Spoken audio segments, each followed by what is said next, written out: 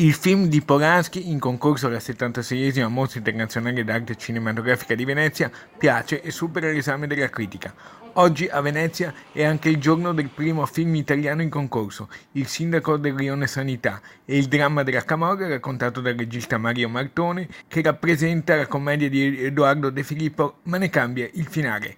Ecco Francesco Di Leva nei panni del sindaco e il suo antagonista Massimiliano Gallo, con grande entusiasmo arrivano a Venezia. Io ho avuto la fortuna, dal 2014 ad oggi ci sono venuto con 7 film e 2 volte in concorso, quindi per me adesso sta diventando un appuntamento a cui mi sto abituando, quindi sarà molto doloroso quando non ci sarò. Sulla stessa lunghezza d'onda, Francesco Di Leva. È emozionante portare qui un pezzo di Napoli che è in realtà San Giovanni a Teduccio, che è il Nest, insieme a tanti altri. Abbiamo qui i produttori dello spettacolo teatrale, che è lo Stabile di Torino, insieme al Nest, insieme a Carolina Rosi. Ecco com'è nata l'idea del film. È nata all'incirca 5 anni fa l'idea di questo film, volendo raccontare un fenomeno che è quello là dell'abbassamento dell'età nel fenomeno criminale camorristico, non solo napoletano, ma mondiale direi. Ma la storia raccontata nel film può lasciare qualche speranza oppure no? Se la fai a me, Francesco, la domanda, ti dico certo devo sperarlo per forza, però perché ho i figli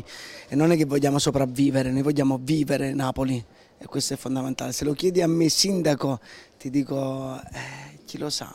E a chi ricorda loro che sono in corsa per il Leone d'Oro, sentite i due attori come rispondono. Non ci stiamo proprio pensando, in realtà noi già abbiamo vinto. Cioè, tu pensa che 5 anni fa viene un'idea a un gruppo di Napoli, di giovani attori, di fare il sindaco del Rione Sanità, coinvolgono uno stabile importantissimo, una produzione privata importantissima, fanno lo spettacolo teatrale, da questo spettacolo teatrale coinvolgono degli attori bravissimi, da questi attori bravissimi si decide di fare un film, si fa questo film, vengono in concorso a Venezia, tu mi stai intervistando? Abbiamo vinto.